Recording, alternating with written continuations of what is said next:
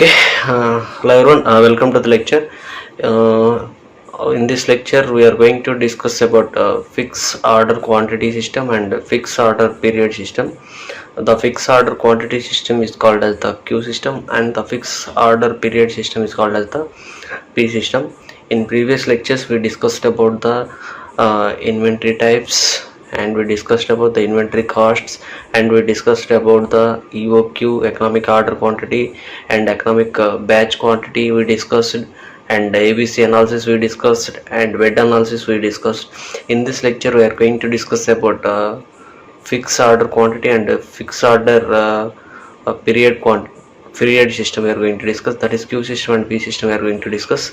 Coming to the Q system, here this fixed order quantity system is also known as the Q system. In this system, whenever the stock on hand reaches the reorder point, a fixed quantity of material is ordered. It means, for example, already we have a quantity, already we have a raw material.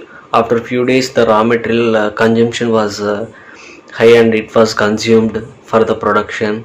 Then we are going to reorder that item. It means when we are going to order at the time, we are going to order that materials, that is called as the fixed order quantity.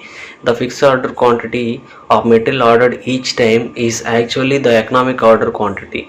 Okay, based on the economic, we are going to order the items. Here when we are ordering the items, we consider the economic situation of that item, and we consider the discount factors of that item. Those things we considered, and along with that considerations we are going to procure the raw material. Whenever a new consecutive arrives, the total stock is maintained with the maximum and minimum limits. Those things we considered. And the fixed order quantity method is a method that facilitates for a free determined amount of a given material to be ordered at a particular period of time. Here, coming to the order of that material means, here we didn't order the material continuously. When we are giving the order means, when it reaches the empty, it means when it consumed, then only we are going to order that item. Sometimes we are going to order the items at the time of middle of that production, because based on their availability and based on their cost factors, based on their economic situation, we are going to consider, and we ordered that items. Okay, that is the particular time we calculated. And this method helps to limit reordered mistakes, conserves space for the storage of the finished goods, and block those unnecessary expenditures that would tie up funds that could be better utilized elsewhere. Here finally, it will be helpful to utilize the expenditures in a proper manner, and it was useful to maintain the storages of that finished goods and raw materials. And also we are going to give the find better funds to that items. Okay, and finally the fixed order quantity may be bridged to an automatic reorder point, where a particular quantity of a good is ordered when stock at hand reaches a level which is already determined. Just coming to the advantages of fixed order quantity system, before we are going to discuss about fixed order quantity system, advantages of fixed order quantity system, simply we are going to know about the fixed order quantity system based on this diagram. Here we are considering the quality in the y-axis, and the period we are taken as the x-axis. Here first we are taking the reorder release, and here also we are taking the reorder release. Here we are taking the released stock, and here we are taking the essential lot size, and here we are taking the stock minimization. First we are taking the this is the our production. We are going to quantity, we are going to produce this much quantity we are producing. This is called as the stock reorder stock. Here this is a our quantity of materials, our quantity of products we considered here. After a few days, after few economic conditions, or few days after the consumption was high, and also the stock was minimized. Here coming to the stock in our hand, it was minimized. Then after we are going to reorder the stock, and we are going to procure the materials, so then it reaches the high. So likewise we are going to see in this, based on the period, the quantity size may be decreased and increased. Here the safety stock, this is the safety stock. At every time we maintain the safety stock for that production. This safety stock was available, or the safety stock was maintained based on the queue system. Okay. Next, coming to the advantages, each material can be procured in the most economical quantity. It means sometimes we are going to avoid the unnecessary purchase of the materials, because of here we have the clear idea or clear inventory. According to that inventory, we are going to procure the materials, and here we consider the economic condition of that material. When the cost was low, or when the discount factors was available, at the time we are going to procure the materials. Next, coming to the purchasing and inventory control, people automatically gives their attention to those items which are required only when are needed. And also here based on the need, we are going to procure the items. Unnecessarily we won't purchase any items, because based on the inventory only we are procuring the items. Next, positive control can easily be handled to maintain the inventory investment at the desired level only by calculating the predetermined maximum and minimum values. And next, coming to the disadvantages, sometimes the orders are placed at the irregular time periods, which may not be convenient to the producers or the suppliers of the materials. It means sometimes the market prices was varied, and the raw material was available with a low price, but we have the sufficient stock in our hand. Unnecessarily we are going to procure that raw materials like that. The situations are the main disadvantage here. The items cannot be grouped and ordered at a time, since the reordered points are occurs irregularly. And also, if there is a case when the order placement time is very high, there would be 2 or 3 orders pending with the suppliers each time, and there is likelihood that may supply all orders at a time.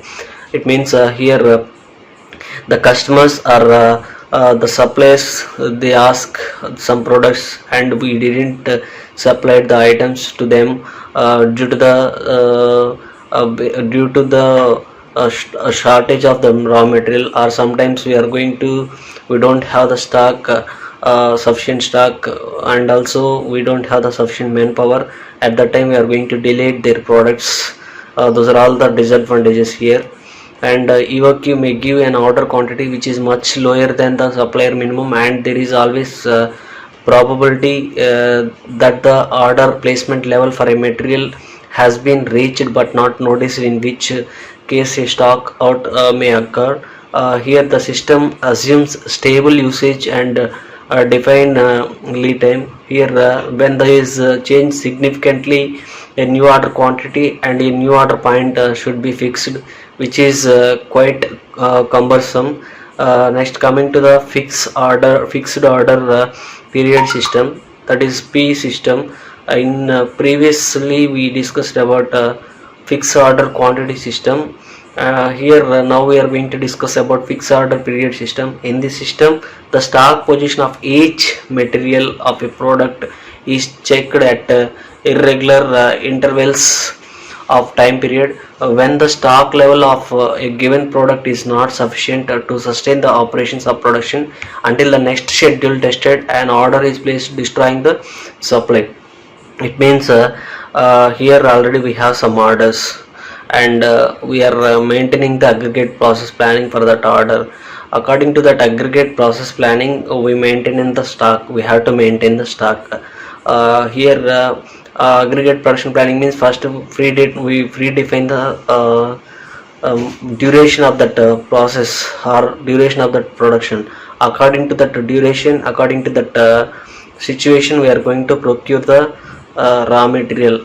and it was helpful to destroying the supply, or it was helpful to destroying the shortage of the materials. Okay, the frequency of reviews varies from organization to organization. Here we suppose, if suppose we are planning the aggregate production planning for that production, those aggregate plans may be varied based on the company, or based on the industries, or based on the organizations. Each and every organization, they follow their own plan. Okay, and it also varies among the products. Sometimes the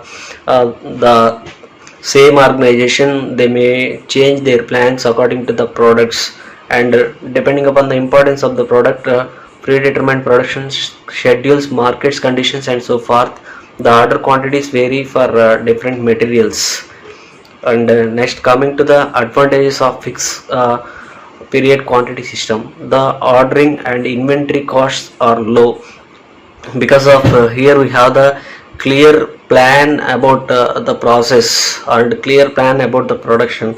According to that, we are going to procure the raw material. According to that, we are going to fix the period of that quantity. Okay, due to that, the inventory costs are low. Here no need to maintain the high inventory. The ordering cost is considerably reduced through fall of work for each delivery may be necessary, and the suppliers will also offer attractive discounts as sales are guaranteed. Here we are giving the sufficient time to that supplier also. So and so time we require so and so material, and also so and so situations we are going to procure this so and so material. Like that, we are giving some free code, or we are giving some free information to the supplier. That's the reason the suppliers will also offer attractive discounts as sales as guaranteed. The systems work well for those products which exhibits an irregular or seasonal usage, and whose purchases must be planned in advance on the basis of sales estimates. It means here the works well for those products which exhibits irregular or seasonal usage. Okay, and next, the periodic testing system tends to peak the purchasing work around the review dates, and the system demands the establishments of rather inflexible order quantities in the interest of administrative efficiency. These are the disadvantages, and it compels a periodic review of all items. This itself makes the system somewhat inefficient. Here here we have to do the review according to the need. Every time we have to do the some periodic reviews. It is one difficulty to the fixed period quantity system. Next, coming to the differences between the queue system and P system. Here we classified the P system and Q system based on the point differences. The coming to the first one, the initiation of order. When we are initiating the order, the coming to the Q system, that is fixed order quantity system. In this fixed order quantity system, stock on hand reaches to reorder point. When the stock was reaches to the reorder point, then only we are going to initiation the order. Next, coming to the P system, here based on the fixed review period and not stock level.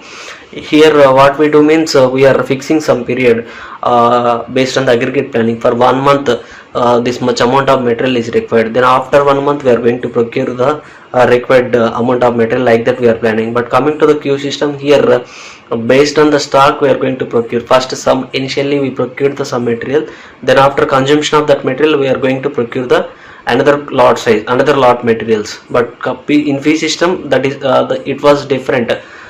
Here we are purchasing the items based on the duration. We are not considering the stock level.